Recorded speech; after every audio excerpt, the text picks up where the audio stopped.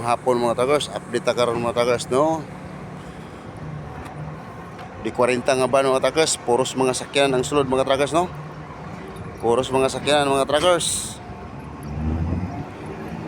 O ni gawa sa container ba mga truckers, no? Grabing nilasingay ani mga truckers, no? Tulo ka buk mga truckers, no? So, mao ni porma mga truckers.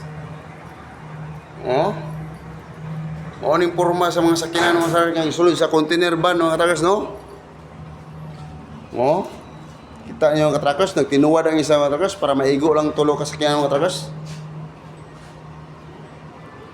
Grabing lasing ani mga truckers, no? Kita niyo mga truckers, oh. Oh. So 0-0 gina mga truckers, no? 0-0 gina mga truckers. Naasulod sa container van mga truckers, ha?